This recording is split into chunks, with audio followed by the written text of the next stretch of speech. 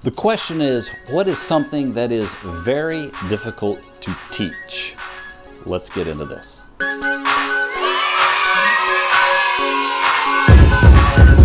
What is something that's hard to teach? That could be a long list. I only picked one thing to talk about today, and that is the idea of not comparing yourself to other people. Not comparing yourself to other people.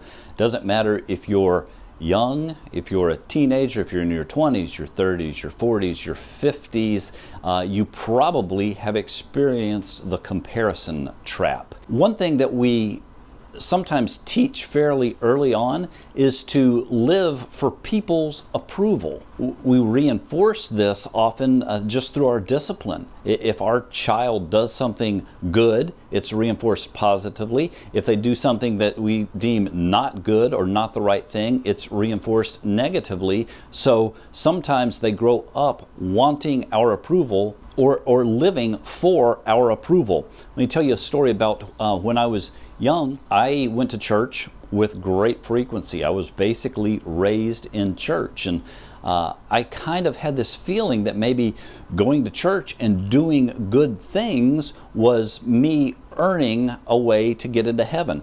It really wasn't until I was out of high school and into college and discovering certain things about life that I started to realize that God loves me. God loved me before I was born. God loved me while I was still in sin, before I had fully committed my life to Him. So the question for me became this: am I living for God's approval, or am I living from God's approval? Like, do I do things in life because I want to earn something, or feel better about myself, or feel like I'm better than somebody else? Or am I doing things in life because I see how much God values me? Psalm 139:14 says this: I praise you because I am fearfully and wonderfully made. Your works are beautiful.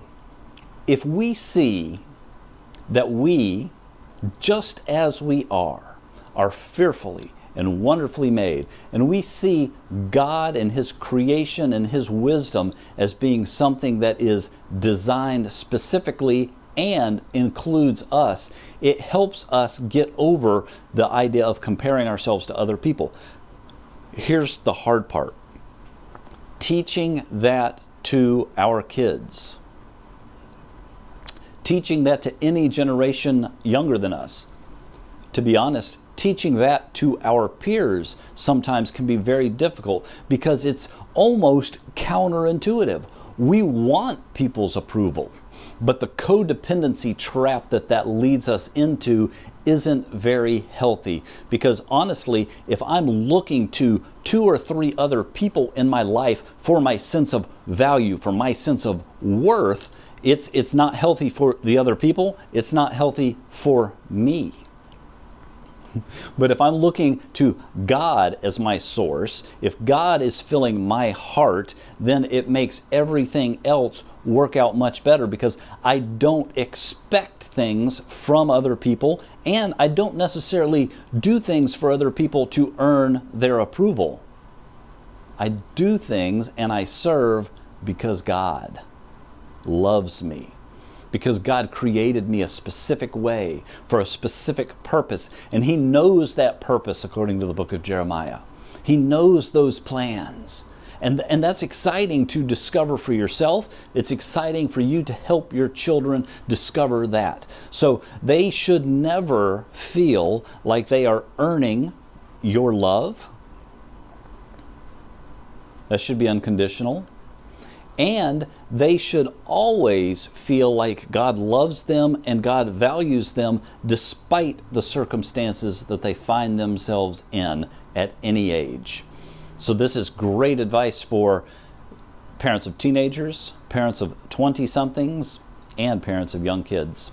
Sometimes the easiest way to teach something is to keep it in the forefront of your mind. So if you constantly in your life think, I don't want to be caught comparing myself to other people, and I want to talk about living from God's approval, not just for God's approval in my family and in my day-to-day life, if you talk about that every single week, guess what? It'll be a lesson learned. Thanks for liking, commenting, subscribing. We'll see you back here next Thursday.